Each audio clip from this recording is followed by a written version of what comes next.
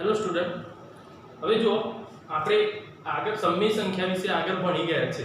તો સમય સંખ્યાની અંદર આપણે ભણ્યા કે એના ગુણધર્મો. શું ભણ્યા હતા? એના ગુણધર્મો. હવે એના ગુણધર્મો વિશે આપણે ભણી ગયા કે કયો ગુણધર્મ? તો સમૃદ્ધતાનો ગુણધર્મ, ક્રમનો ગુણધર્મ, જૂથનો ગુણધર્મ. બરાબર. એની અંદર આપણે શું ભણ્યા? તો પૂર્ણ સંખ્યા, પ્રાકૃતિક સંખ્યા, પૂર્ણાંક સંખ્યા અને સમય સંખ્યા. આ દરેકના આપણે શું ભણ્યા છે? ગુણધર્મો ભણેલા છે. તેના ગુણધર્મો વિશે તો ગુણધર્મોમાં આપણે ચાર ક્રિયા કરતા હતા: સરવાળા, બાદબાકી, ગુણાકાર અને ભાગાકાર. આ ચાર ક્રિયા આપણે કરતા હતા. હવે આ ચાર ક્રિયાની અંદર જે સરવાળા, બાદબાકી, ગુણાકાર અને ભાગાકાર છે, તો આ જે ચાર ક્રિયા છે, એ ચાર ક્રિયાની અંદર ગુણધર્મોનું પાલન કઈ જગ્યાએ થાય છે અને કઈ જગ્યાએ થતું નથી, એના વિશે આપણે ભણ્યા હતા. જો તમારે વધારે માહિતી તમે ટેક્સ્ટ બુકની અંદર જોશો તો ટેક્સ્ટ બુકની અંદર તમને એની અંદર કોષ્ટક આપેલા હશે. તમને તે કોષ્ટકની અંદર તમારે જોવાનું, જો તમારે જોવું હોય તો આ રીતનું કોષ્ટક તમને આપ્યું છે. તો જો પાના નંબર 9 ઉપર છે કોષ્ટક, તો એની અંદર આપણે જો જૂથનો ગુણધર્મ માટે છે. શા માટે છે? જૂથના ગુણધર્મ. તો જૂથના ગુણધર્મની અંદર સરવાળા, બાદબાકી, ગુણાકાર અને ભાગાકાર. તો જો લેક્ચર 2 ની અંદર અને 1 ની અંદર જે મેં તમને ભણાયા હતા ગુણધર્મો, એ જ વિષયની આપણે તો તમારે હાના લખવાનો છે. તમે ઘરે જાતે પ્રેક્ટિસ કરવાની કે મેં તમને શીખવાડ્યું તેમાં જોવાનું કે એમાં શું આવે છે, હા કે ના. જો પાલન થાય છે તો હા આવે, અને પાલન થતું નથી તો શું લખવું પડશે? ના લખવું પડશે. તો એ રીતે જો આ આપણે આ શું છે? જૂથનો ગુણધર્મ માટે છે. પછી એ રીતે આગળ તમે જોશો તો જો પાના નંબર 4 ઉપર આપે છે આપણે સમૃદ્ધતાના ગુણધર્મનો, અને પાના નંબર 6 ઉપર જો તમને આપેલું છે ક્રમનો ગુણધર્મ, એનું કોષ્ટક આપે છે. એમાં અમુકની જગ્યાએ આના લખેલું છે, અમુક ખાલી જગ્યા આપી છે. તો એમાં તમારે શું કરવાનું છે? જાતે ખાલી જગ્યા પૂરવાની છે. હવે જો એને આધારે આપણે જે ગુણધર્મો શીખ્યા, એ ગુણધર્મોને આધારે આપણે શું કરીશું? કેટલાક ઉદાહરણ જોઈશું. આપણે 3 ગુણધર્મો જો શીખ્યા છીએ: સમૃદ્ધતાનો, ક્રમનો અને જૂથનો. તો એની આધારે આપણે શું કરવાનું છે? કેટલાક આપણે ઉદાહરણ જોઈએ એટલે આપણને વધારે ખબર કે એનો ઉપયોગ. હવે આપણને જે આપેલું છે એના પરથી આપણે નક્કી કરવાનું છે કે એની અંદર કયા ગુણધર્મ લાગુ પડે છે, અથવા એ ગુણધર્મનો ઉપયોગ કરી આપણે કિંમત શોધવાની. શું આવશે? કિંમત શોધવાની પણ આવશે. દાખલા તરીકે અહીંયા આપણે લખીએ છીએ કે જે સંખ્યા આપણને આપી છે, દાખલા તરીકે 3/7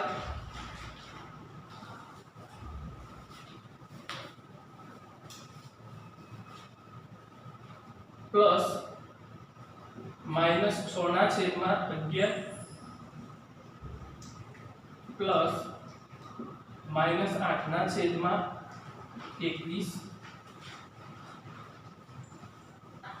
પ્લસ 5/22. હવે જો તો આની અંદર આપણને આપેલું છે તો ચાર આપણને સંખ્યા આપી છે. એ સંખ્યાની અંદર આ કેવી સંખ્યાઓ આપણને આપેલી છે? સમય સંખ્યાઓ આપી છે. કેવી આપી છે? સમય સંખ્યા. ની કિંમત શોધવાની છે. શું કરવાનું છે? ની કિંમત શોધો. શું શોધવાનું છે? કિંમત. હવે આને આપણે કિંમત શોધવા માટે તો આપણે આ જોઈએ તો આ શું થઈ ગયું? તો અપૂર્ણાંક સંખ્યા. સમય સંખ્યા તો છે પણ આને આપણે અપૂર્ણાંક સંખ્યા કહી શકીએ. અંશ અને છેદમાં આપેલી છે. તો આપણને ખબર છે કે જ્યારે અપૂર્ણાંક સંખ્યા આપેલી હોય એના સરવાળા, બાદબાકી કરવા હોય તો શું કરવું પડે? છેદ સરખો કરવો પડે. અહીંયા જે આપણને સંખ્યા આપી છે એનો શું કરવો પડે? છેદ સરખો કરવો પડે. હવે છેદ સરખો કરવા માટે અહીંયા જો છેદમાં 7, 11, 21 અને 22 આપ્યા છે. હવે આમાં જો છેદ સરખો કરવો હોય તો આપણે 4 4 નો લસાઅ શોધવો પડશે. હવે લસાઅ શોધવો પડશે તો લસાઅ શોધીએ તો એના માટે આપણે શું કરીશું? આને સરળતાથી કરવા માટે આપણે આની અંદર નિયમો, આપણે જે ગુણધર્મ હતા એ ગુણધર્મનો ઉપયોગ કરીશું. તો આપણે ભાગ પાડીશું. તો જો અહીંયા 7 અને 21 છે એને સરળતાથી આપણે એનો લસાઅ શોધી શકીશું, અને 11 અને 22 છે તો એનો આપણે શું કરીશું? સરળતાથી લસાઅ શોધી શકીશું. તો આપણે શું કરીએ? જૂથ અને ક્રમ બંને આપણે એનું બદલી નાખીએ. તો અહીંયા આપણને જે આપ્યું છે 3/7 પ્લસ -8/21. બરાબર. એક આ જૂથ આપણે બનાવી દીધું. બરાબર. પ્લસ અહીંયા આપણે બીજી જે સંખ્યા આપી હતી એને આપણે જૂથ બનાવી દીધું. -6/11 પ્લસ 5/22. તો જો આ બે જૂથ બનાવી દીધા તો આપણે શું કર્યું? ક્રમ અને જૂથનો ગુણધર્મનો આપણે શું કર્યું? ક્રમ અને જૂથના ગુણધર્મનો ઉપયોગ કરેલો છે. હવે જુઓ તો આને આધારે આપણે ક્રમ હવે આપણે સરળતાથી જ્યારે પણ આપણને આપેલું છે તો આપણે આ બંનેનો લસા શોધવો છે તો 21 અને 7 નો તો 21 અને 7 નો તો 7 અને 21 નો લસા તો 7 અને 21 નો લસા તો એનો લસા આપણે શોધીએ તો એનો જે લસા છે આપણે સરળતાથી શોધી શકીએ તો સરળતાથી શોધીએ છે એટલે જો 7 ને આપણે ભાગ કરીએ તો 3 ની ભાગ કરીએ 7 એટલે એનો લસા કેટલો આવશે 21 આવશે કેટલો આવશે 21 અને અહીંયા આપણે જો તો 11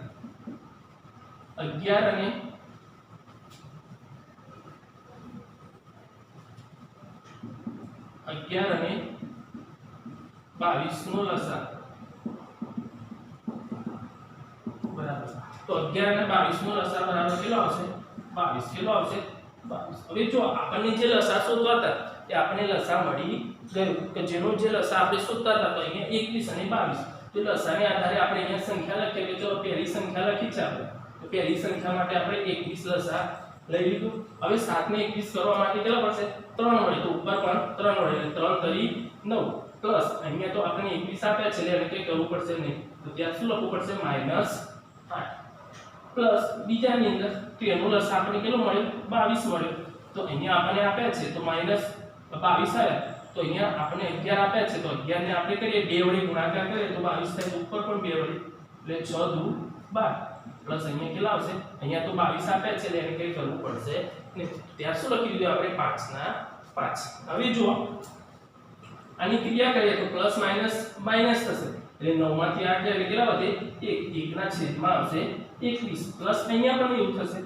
પ્લસ માઈનસ તો પ્લસ માઈનસ કરીએ એટલે 12 જો અહીંયા માઈનસ છે અહીંયા પ્લસ તો 12 માંથી 5 આપણે માઈનસ કરીએ છીએ તો 12 માંથી 5 જશે એટલે કેટલા વધશે તો 7 કેવા વધશે માઈનસ કેમ કે મોટી સંખ્યાનું ચિહ્ન બરાબર તો -7 છેદમાં 22 તો આપણે લખી દીધા -7 છેદમાં 22 બરાબર હવે શું થયું હજી પણ આપણે આને હવે છેદ સરખો કરવા માટે આવશે તો છેદ સરખો કરવા માટે આપણે શું કરવું પડશે લસા શોધવો પડશે કોનો 21 અને 22 કોનો શોધવો પડશે 21 અને 22 તો આપણે 21 અને 22 નો અહીંયા લસા શોધીએ આપણે તો કેટલા ભાગ ચાલશે અહીંયા બે ભાગ ચાલશે બરાબર તો બે ભાગ ચાલે તો અહીંયા કઈ નથી 21 ના 21 અહીંયા આવશે 11 હવે 3 એ ચાલશે તો અહીંયા 7 આવશે અહીંયા 11 આવશે હવે અહીંયા 7 એ ચાલશે તો અહીંયા 1 અહીંયા 11 2 ગુણ્યા 3 ગુણ્યા 7 ગુણ્યા 11 આનો આપણે લસા શોધીએ તો 11 સત્તા 77 77 ગુણ્યા 3 કરવાના બરાબર અથવા 3 દુ 6 એટલે 77 ગુણ્યા 6 તો જો 7 6 42 નો બગડો વધી 4 અને 7 6 42 નો 4 46 તો કેટલા આવશે 400 કિલો લસા આવશે એનો 462 તો આનો આપણે લસા શોધી દીધું તો અહીંયા આપણે લખી દઈએ લસા બરાબર 462 હવે જો 21 ને કેટલા વડે તો 22 વડે ગુણાકાર કરવો પડશે તો 1 ને પણ કેટલા વડે કરવો પડશે 22 વડે અહીંયા જો 22 ને ગુણ્યા 21 વડે તો અહીંયા -7 ને પણ કેટલા વડે કરવો પડશે 21 વડે આપણે ગુણાકાર કરવો પડશે હવે જો તો એનો ગુણાકાર કરીએ તો 22 એકા 22 તો અહીંયા લખી દીધા આપણે 22 અને નીચે કેટલા આવી ગયા તો 462 પ્લસ અહીંયા આપણે 21 ગુણ્યા 7 તો કેટલા થશે તો 7 એકા 7 અને 7 દુ 14 147 અહીંયા આવશે 400 તો જો અહીંયા કોમન આવી ગયું બંનેનો તો આપણે જો બંને સંખ્યા આપણે કોમન મળી તો કોમન મળે એટલે અહીંયા લખીએ આપણે 462 અહીંયા આવશે 22 પ્લસ માઈનસ કેટલા આવશે 147 બરાબર હવે આપણે શું કરવાની છે તો પ્લસ માઈનસ ની ક્રિયા કરવાની છે તો આ પ્લસ માઈનસ ની ક્રિયા કરીએ એટલે 7 માંથી 2 જાય તો 5 વધે 4 માંથી 2 જાય તો 2 વધે અને 1 નો 1 માઈનસ અહીંયા 400 તો -125 છેદમાં 462 તો આપણે આની કિંમત શોધી દીધી શું કરી દીધું કિંમત તો ધ્યાન રાખવાનું અહીંયાથી આપણે જો આને આ રીતે આપણે જો જે ગુણધર્મ છે ક્રમનો અને જૂથનો ગુણધર્મનો ઉપયોગ કર્યો અને કિંમત શોધી છે તો આ રીતે પણ કિંમત શોધી શકાય અથવા આપણે આ ચારે ચારનો જોડે લસા શોધી દઈએ ચારે ચારનો જોડે લસા શોધીએ અને પછી કિંમત શોધીએ તો પણ આપણે એની કિંમત શોધી શકીએ છે. તો આપણને જે સંખ્યા આપી છે એ રીતે આપણે એને કિંમત શોધીએ. હવે જો એ જ રીતે સમય સંખ્યાનો ગુણાકાર શું કરીએ? સમય સંખ્યાનો ગુણાકાર. આપણે અહીંયા સરવાળો કર્યો, હવે ગુણાકાર વિશે જોઈએ તો હવે જો સમય સંખ્યાનો ગુણાકાર કરવો છે તો આપણે ઉદાહરણ લખી દઈએ -4/5 ગુણ્યા 3/7 ગુણ્યા 15/16 ગુણ્યા -14/9.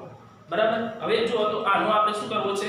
તો એનો ગુણાકાર આપણે કરવો છે. તો ગુણાકાર કરવા માટે તો આપણને આ આપણે અપૂર્ણાંક સંખ્યા કહીએ કે સમય સંખ્યા કહીએ.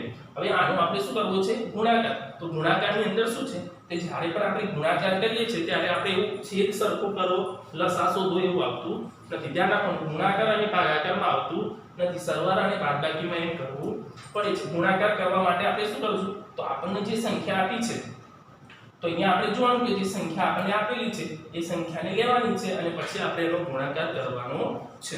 હવે જો ગુણાકાર કરવા માટે આપણને જે સંખ્યા આપી છે એ સંખ્યા આપણે જોઈશું એટલે આપણને ખબર પડી જશે કે કઈ કઈ સંખ્યાનો આપણે ગુણાકાર કરી શકીએ. તો આમાં આપણે શું કરીએ તો સરળતા, આપણને જે સરળતા રહે એ માટે આપણે એને નિયમથી બદલી નાખીએ. એટલે આપણે -4/5 ગુણ્યા આપણે અહીંયા શું કીધું 15/16. આપણે શું કર્યું? ક્રમ બદલ્યો. શું કર્યું? ક્રમ બદલ્યો. તો ક્રમ બદલ્યો એટલે આપણે શું સરળતાથી આપણે છેદ ઉડાડી શકીએ. આ બંનેમાં રાખીએ તો આપણે આ બંનેનો છેદ ઉડાડી ના શકીએ. હવે છેદ ના ઉડાડીએ ગુણાકાર કરીએ તો સંખ્યા કેવી થતી જાય? મોટી થાય. મોટી થાય ત્યારે આપણે એનો શું કરવું પડે? ભાગાકાર. છેદ ઉડાડવા માટે ભાગાકાર કરવો પડે. પણ અહીંયા આપણે ક્રમ આપણને જોઈએ સંખ્યાને ખબર પડી ગઈ કે આપણે આનો જો ક્રમ બદલી નાખીશું અને જૂથ પણ બદલી નાખીશું તો આપણે ગુણાકાર એનો સરળતાથી કરી શકાશે. અહીંયા આપણે લખ્યું 3/7 ગુણ્યા -14/9. હવે જો આપણે આમાં શું કર્યું તો ક્રમ અને જૂથ બંને નિયમનો ઉપયોગ કર્યો. ક્રમ અને જૂથ આ બંને ગુણધર્મોનો ઉપયોગ કર્યો. જો ક્રમે બદલી નાખ્યું અને સંખ્યાનું જૂથ પણ બદલી નાખ્યું. એટલે કે આપણે જૂથમાં લખી દીધા. આ બે સંખ્યાનું જૂથ બનાવીને આ બંને. હવે આમાં છેદ ઉડાડીએ તો 5 તરી 15 અને 4 ચોકુ 16. અહીંયા શું વધ્યું? તો માઈનસ નું ચિહ્ન -3/4 ગુણ્યા 3 તરી 9 અને 7 દુ 14. તો અહીંયા શું વધ્યું? -2/3. તો જો આપણે સરળતાથી એને કરી દીધું, જો આપણે એનો ક્રમ બદલ્યો ના હોય, આ બંને સંખ્યા રાખી હોય તો 4 તરી 12 થાય અને 7 પંચા 35 થાય. તો મોટી સંખ્યા થઈ જાય તો મોટી સંખ્યા ન થાય. એટલા માટે આપણે શું કર્યું? એને આપણે જોડે લાવી દીધું. હવે જોડે લાવી દીધું, હવે બંનેનો આપણે શું કરવાનું છે? ગુણાકાર. હવે જો ગુણાકાર કરવા માટે આપણને જે સંખ્યા આપી છે એ સંખ્યાનો આપણે ગુણાકાર કરી દઈશું. તો ગુણાકાર કરીએ તો આપણને ખબર પડી જશે સંખ્યા કેવી રીતે. હવે જો તો ગુણાકાર કરતા પહેલા આપણે શું કરશું? આનો છેદ ઉડશે. આ 3 નીકળી ગયા અને અહીંયા જો 2 દુ 4. અહીંયા માઈનસ તો આપણને ખબર છે કે માઈનસ પ્લસ. ગુણાકારની અંદર શું થાય? Minus plus. ખાલી બે માઈનસના ચિહ્નો છે, ઉપર કઈ સંખ્યા કોઈ આપેલી છે નહીં. તો આપણે ત્યાં શું લખી દઈશું? 1 લખી દઈશું. માઈનસ પ્લસ થઈ ગયું. નીચે કેટલા આવી ગયા? 2. તો 1/2. તો જો અહીંયા આપણે ગુણાકાર કર્યો તો 1/2. તો આની અંદર જો આ રીતે ક્રમનો અને જૂથનો ગુણધર્મનો ઉપયોગ કરી અને આપણે આ દાખલા ગણે કિંમત શોધવાના. તો જો તમને આપતા હોય આ રીતે સ્વાધ્યાયમાં દાખલા આવશે તો તમારે ધ્યાન રાખવાનું કે આપણે એને કેવી રીતે કરી શકીએ છીએ. બરાબર? ખબર પડી કે ને?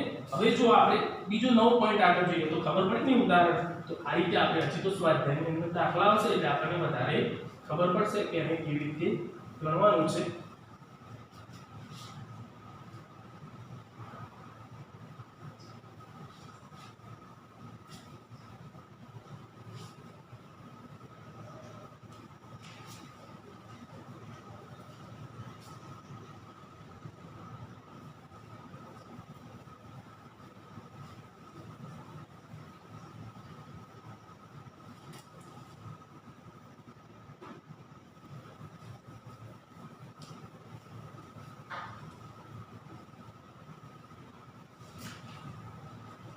હવે જો આપણે અહીંયા જે સંખ્યા આપણને આપેલી છે એટલે તટસ્થ સંખ્યા,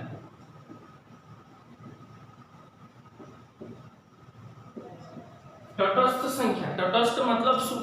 એ જે વસ્તુ જેની સંખ્યા એ જે સંખ્યા છે જે પણ સંખ્યા આપણને આપી હોય એનો ગુણાકાર અથવા સરવાળો જો આપણે કરીએ છીએ તો જવાબ આપણને એને જ મળશે. જ્યારે કોઈ પણ સંખ્યાનો કરીએ છીએ તો એનો જવાબ એ મળશે. આપણે ઉદાહરણથી સમજીએ એટલે આપણને સરળતાથી ખબર રહેશે. હવે તટસ્થ સંખ્યા, તો તટસ્થ સંખ્યાની અંદર દાખલા તરીકે અહીંયા આપણે લખીએ છીએ 3/2 પ્લસ 0.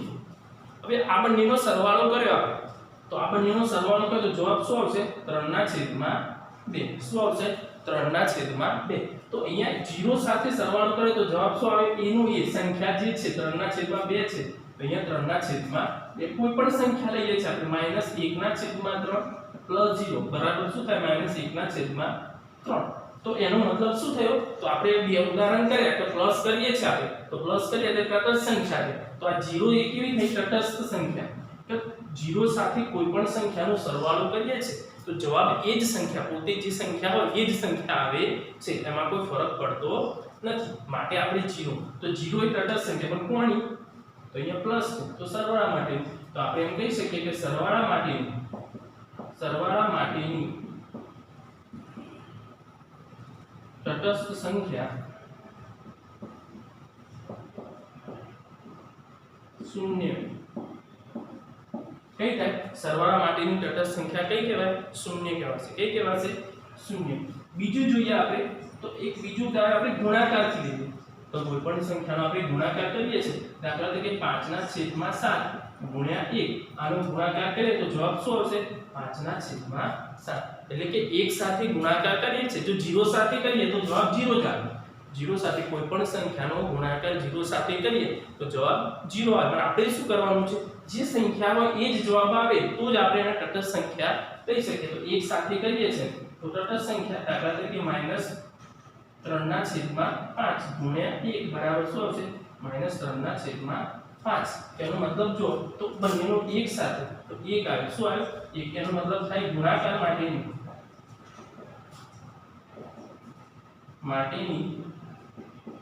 તટસ્થ સંખ્યા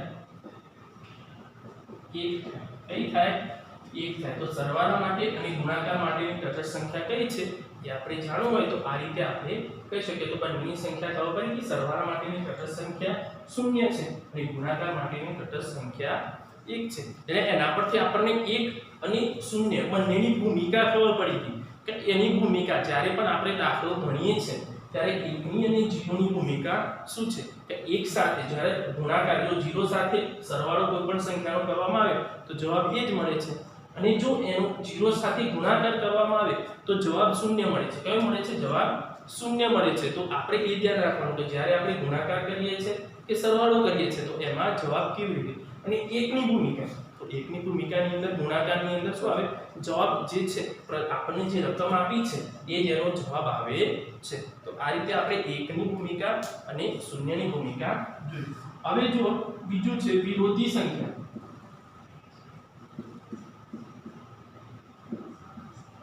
હવે વિરોધી સંખ્યા એટલે કે વિરોધી, જ્યારે પણ આપણે જો કોઈ સંખ્યા લઈએ અને એનો ગુણાકાર, એટલે આપણને જે સંખ્યા આપી છે એ સંખ્યાની અંદર, તો આ વિરોધી સંખ્યાની અંદર શું? તો સરવાળો. જ્યારે કોઈ પણ સંખ્યાનો એવી સંખ્યા સાથે સરવાળો કરવામાં આવે તો જવાબ આપણને શું મળે છે? 0. શું મળે? 0. હવે વિરોધી સંખ્યા કે જ્યારે કોઈ પણ સંખ્યા લઈએ, દાખલા તરીકે અહીંયા આપણે લઈએ છે 4.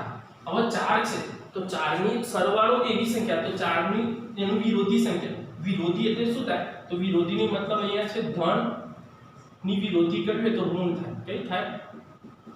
તો આ યાદ રાખો, ઋણ હોય તો ધન થઈ જાય, ધન હોય તો ઋણ થઈ જાય. તો એકબીજાની શું થઈ ગઈ? વિરોધી થઈ ગઈ. તો હવે જો આ ધન સંખ્યા છે 4 છે, એની વિરોધી -4 છે. આ બંનેનો સરવાળો કરીએ તો જવાબ શું મળે છે? 0. શું મળે? 0. જ્યારે કોઈ પણ સંખ્યા આપણને આ સાદી સંખ્યા આપણે સમય સંખ્યા લઈએ છે તો પણ આપણે જવાબ દાખલા તરીકે -3/7 પ્લસ અહીંયા આપણે લખીએ 3/7. આ બંનેનો સરવાળો કરીએ છીએ આપણે, તો સરવાળો આપણને ખબર છે કે સરવાળો કરીએ એટલે શું કરવું પડે? તો આ બંનેનો લસાઅ તો શોધવો નહીં પડે, કેમ કે છેદ સરખા છે. અહીંયા 7 લખી દે, અહીંયા -3 +3 પ્લસ માઈનસ અને 0/7 એટલે શું થાય? 0. શું થશે? 0. તો આ થઈ વિરોધી સંખ્યા. તો આપણે કોઈની કોઈ વિરોધી સંખ્યા લખી હોય તો ઋણ હોય તો ધન થઈ જાય અને ધન હોય તો ઋણ થઈ જાય, એટલે કે પ્લસ હોય તો માઈનસ થઈ જાય અને માઈનસ હોય તો પ્લસ થઈ જાય. દાખલા તરીકે અહીંયા આપણે લખ્યું છે -2/5 ની વિરોધી સંખ્યા. તો કઈ થશે? 2/5. માઈનસ નું ચિહ્ન શું થઈ ગયું? નીકળી ગયું. શું થઈ ગયું? નીકળી ગયું. એટલે કે માઈનસ હોય તો પ્લસ થઈ જાય. સાદી ભાષામાં યાદ રાખવું આપણે, તો માઈનસ હોય તો પ્લસ થઈ જાય અને પ્લસ હોય તો માઈનસ થઈ જાય. તો આ વિરોધી સંખ્યા શું થઈ? વિરોધી, કે જે બે સંખ્યાનો સરવાળો કરવામાં આવે ને જવાબ શું આવે છે? શૂન્ય. શું આવે છે? શૂન્ય. તો એ બે સંખ્યાને શું કહેવાય? વિરોધી સંખ્યા. કેવી કહેવાશે? વિરોધી સંખ્યા. દાખલા તરીકે બીજું ઉદાહરણ જોઈએ, 1/9 ની વિરોધી સંખ્યા. તો શું થાય? -1/9. શું થશે? -1/9. તો આ રીતે આપણે વિરોધી સંખ્યા લખી શકીએ. પછી બીજી આવે છે વ્યસ્ત સંખ્યા. શું આવે છે? વ્યસ્ત સંખ્યા. તો વ્યસ્ત સંખ્યા એટલે શું? તો વ્યસ્ત સંખ્યા એટલે એવી સંખ્યા કે જેનો ગુણાકાર એની બરાબર, જે સંખ્યાનો ગુણાકાર કરવામાં આવે અને જવાબ શું મળે? 1 મળે. શું મળે? એવી બે સંખ્યા કે જેનો ગુણાકાર કરવામાં આવે અને જવાબ શું મળે? 1 મળે. અને બીજી રીતે યાદ રાખવું આપણે સરળ ભાષામાં, તો વ્યસ્ત સંખ્યા એટલે ઉલટાવી, અંશનો છેદ કરવો અને છેદનો અંશ કરવો. જો આપણે ઉદાહરણથી જોઈએ, દાખલા તરીકે અહીંયા આપણે આપ્યું છે 3/5. હવે 3/5 એટલે આપણે શું કીધું? અંશનો છેદ અને છેદનો અંશ, એનો ગુણાકાર કરીએ તો 5/3. તો જો આપણે ઉલટાઈ નાખી, 3 હતા એ નીચે લઈ ગયા, 5 હતા એ ઉપર, બંનેનો ગુણાકાર કર્યા તો 5 ને 3 નીકળી એટલે જવાબ શું આવ્યો? 1 આવ્યો. શું આવ્યો? 1. તો આ વ્યસ્ત સંખ્યા છે. ધ્યાન, એ વ્યસ્ત સંખ્યાનું બીજા ઉદાહરણ જોઈએ તો -7/9 ની વ્યસ્ત કઈ થશે? -9/7. હવે જો, તો અહીંયા આપણે ઉલટાઈ નાખી, પણ ધ્યાન એ રાખવાનું કે આપણને જે ચિહ્ન આપ્યું છે માઈનસનું, એ માઈનસનું ચિહ્ન ઉપર હોય તો ઉપર જ રહે, નીચે જાય નહીં. બરાબર? તો જે સંખ્યા આપણને આપી હતી તો એની આપણે વ્યસ્ત લખી નાખી. તો વ્યસ્ત લખી એટલે જે સંખ્યા આપણને આપી હતી, તો જે 7 નીકળી ગયા, 9 નીકળ્યા, માઈનસ ચિહ્ન તો પ્લસ થઈ જાય. તો જવાબ શું આવે છે? 1. શું આવે છે? 1. તો આ એની વ્યસ્ત સંખ્યા છે. તો વ્યસ્ત સંખ્યા થાય તો આપણને ખબર પડી ગઈ કે જ્યારે કોઈ બે સંખ્યા એ વ્યસ્ત સંખ્યા છે તો એ વ્યસ્ત સંખ્યા કેવી રીતે આપણે એને લખી શકીએ? તો વ્યસ્ત સંખ્યા આ રીતે લખી શકીએ. દાખલા તરીકે અહીંયા આપણે જોઈએ છે -5/6 ની વ્યસ્ત સંખ્યા. તો ની વ્યસ્ત સંખ્યા કઈ થાય? -6/5. 6 ઉપર જતા રહે, 5 ની માઈનસ નું ચિહ્ન હતું એ એમને એમ જ છે. દાખલા તરીકે અહીંયા લખે છે 1/10 ની વ્યસ્ત સંખ્યા. તો બરાબર શું થશે? તો 10 ઉપર જતા રહેશે અને 1 નીચે, પણ આપણે 1 તો ખાલી 10 જ આવશે, નીચે 1 હોય એ 1 આપણે લખતા નથી. બરાબર? તો આની વ્યસ્ત સંખ્યા શું થઈ ગઈ? વ્યસ્ત. તો વિરોધી અને વ્યસ્ત સંખ્યામાં ખબર પડી કે વિરોધી સંખ્યાની અંદર સરવાળો કરવામાં આવે, બરાબર, અને વ્યસ્ત સંખ્યામાં ગુણાકાર. જો સરવાળો કરીએ તો જવાબ 0 મળે અને ગુણાકાર કરીએ તો જવાબ શું મળે છે? 1 મળે છે. તો એ થઈ ગઈ વ્યસ્ત સંખ્યા અને આ થઈ ગઈ વિરોધી સંખ્યા. તો ખબર પડી ને? તો આપણે બે વસ્તુ જોઈએ, તટસ્થ સંખ્યા અને વિરોધી અને વ્યસ્ત સંખ્યા. તટસ્થ સંખ્યાની અંદર આપણે સરવાળા માટેની તટસ્થ સંખ્યા જોઈએ, તો સરવાળા માટેની તટસ્થ સંખ્યા કઈ થાય? 0. કઈ થશે? 0. અને ગુણાકાર માટેની કઈ થશે? 1. તટસ્થ સંખ્યા આપણે જોઈએ કે ગુણાકાર માટેની 1. બરાબર? અને વિરોધી સંખ્યા, તો વિરોધી સંખ્યામાં જોયું કે જે બેનો સરવાળો આપણે કરીએ અને સરવાળો આપણને જે મળે છે એ જોવાનો. તો બંનેનો આપણે વિરોધી સંખ્યામાં સરવાળો કેટલો આવશે? 1 આવશે. સરવાળો 0 આવશે અને વ્યસ્ત સંખ્યામાં ગુણાકાર કેટલો આવશે? 1 આવશે. બરાબર? તો આ રીતે આપણે વિરોધી. હવે જો આગળ આપણે ઉદાહરણ જોયા હતા તો એક સરવાળાનું જોયું હતું અને એક આપણે ગુણાકારનું. હવે આપણે જો સરવાળા, ગુણાકાર, બાદબાકી આ બધી જ ક્રિયા જોડે લઈએ અને પછી એને કહીએ આપણે તો એમાં કેવી રીતે એ જે ક્રિયાઓ હોય તે ક્રિયાની અંદર કયો ગુણધર્મનો ઉપયોગ કરવાનો છે, કેવી રીતે ઉપયોગ કરવાનો છે, એને આપણે ઉદાહરણથી સમજીએ એટલે આપણને સરળતાથી ખબર પડશે તો કેવી રીતે આપણે એને કરી શકીએ છીએ.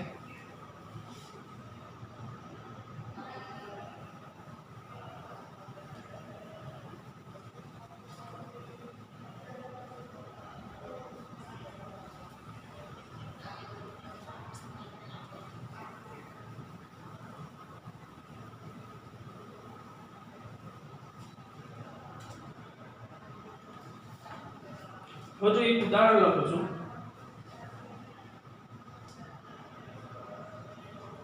2/5 ગુણ્યા -3/7 માઇનસ 14 1/14 -3/7 ગુણ્યા 3/5 બરાબર। જો આપણે અહીં લખી દઈએ 2/5 ગુણ્યા -3/7 માઈનસ 1/14 માઈનસ 3/7 ગુણ્યા 3/5। હવે જો આપણે આ સંખ્યા અહીંયા આપણને આપેલી છે, હવે આને સરળતા માટે આપણે આ ઉદાહરણ ગણવું છે, તો શું કરીશું? તો પહેલું આપણે ક્રમ બદલશું, કેમ કે જો અહીંયા આપણને આપી છે તો આમાં નિયમ શું છે કે જ્યારે ગુણાકાર હોય, ગુણાકારની આજુની બાજુની જે સંખ્યા હોય એનો આપણે છેદ ઉડાડી શકીએ, તો છેદ ઉડાડો હોય તો આને આપણે એનો આપણે જે ગુણધર્મ છે એ ગુણધર્મનો ઉપયોગ કર્યા વગર પણ આપણે એને ગણી શકીએ, પણ આપણે આની અંદર ગુણધર્મનો ઉપયોગ કરીએ એટલે આપણે સરળતાથી દાખલો ગણી શકીશું। હવે ગુણધર્મનો ઉપયોગ કરવો છે આમાં, તો શું કરીશું? તો જો અહીંયા ગુણાકારની આજુબાજુની સંખ્યા એક અહીંયા છે 2/5 ગુણ્યા -3/7 અને બીજી છે -3/7 ગુણ્યા 3/5। હવે જો તો આપણને જે સંખ્યા આપી છે એ સંખ્યા આપણે લઈએ તો આપણને સરળતાથી ખબર પડશે કે એ જે સંખ્યા છે એને આપણે શું કરવાની છે, તો વિરોધી અને વ્યસ્ત સંખ્યા આપણે લખીએ છીએ તો એમાં આપણને ખબર પડી જશે કે જે સંખ્યા આપણે જે આપેલી છે એમાં કેવી રીતે, તો આપણે શું કરીશું? તો ક્રમનો ગુણધર્મ, કયો ગુણધર્મ આપણે વાપરીશું? ક્રમનો ગુણધર્મ। હવે ક્રમના ગુણધર્મની અંદર આપણે પહેલા બંને જોડે લાવી દઈએ, તો જો 2/5 ગુણ્યા -3/7 આ એક સંખ્યા, પછી આને જોડે લાવી દઈએ આને લખીએ -3/7 ગુણ્યા 3/5 અને -1/14। હવે તમે જોશો એક આપણે આમાં શું કર્યું, તો ક્રમનો ગુણધર્મનો ઉપયોગ કર્યો, ક્રમનો ગુણધર્મ શાનો કર્યો? ક્રમનો, ક્રમ બદલી નાખ્યા આપણે, શું કર્યું? ક્રમ બદલી નાખ્યા અને જૂથ પણ બનાવી દીધા, અહીંયા આપણે જૂથ પણ લખી શકીએ, બરાબર? આપણે ક્રમ બદલી નાખ્યા અને જૂથ પણ બનાવી દીધા, બરાબર? હવે આપણે શું કરવાનું છે, તો આ જે સંખ્યા આપણને આપેલી છે, બરાબર, આપણે આમાં બે જૂથ બનાવ્યા છે, એક અને બે, તો તમે એમાં જોજો તો એની અંદર શું થાય કે બંને એક આમાં ને આમાં બંનેમાં એક સંખ્યા કોમન છે, કોમન એટલે કેવી? સરખી છે, કેવી છે? સરખી છે। હવે સરખી આપણને આપેલી છે તો આપણે એને શું કરવાનું છે, જે સંખ્યા આપણને સરખી આપી છે એને આપણે શું કરી દેવાની છે? બહાર લઈ લેવાની, શું કરી દેવાનું? બહાર, એટલે કે આપણને જે સંખ્યા સરખી આપી હોય એ સંખ્યાને આપણે બહાર લેશું એટલે આપણને ખબર પડશે કેવી રીતે આપણે એને લખી શકીએ। હવે જો તો એ સંખ્યા આપણે બહાર લઈએ છે એ પહેલા આપણે શું કરવું પડશે? અહીંયા ચિહ્ન તો માઈનસ માઈનસ આપ્યા છે તો શું કરવું પડશે? પ્લસ તો પહેલા લખીએ 2/5 ગુણ્યા -3/7 પ્લસ અહીંયા જો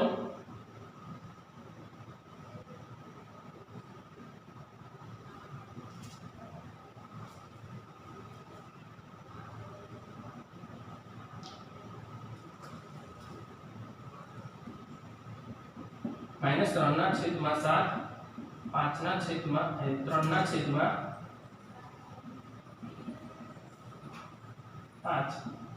-1/14।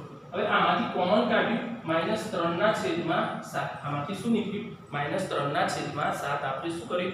કોમન નીકળ્યું, શું નીકળ્યું છે? કોમન। હવે જો આપણે એને કોમન કાઢ્યું છે તો કૌંસમાં શું વધે છે? તો 2/5 પ્લસ 3/5 આ શું વધ્યું? કોમન નીકળે છે, કેટલું શું નીકળે છે? કોમન નીકળે છે, અને -1/14।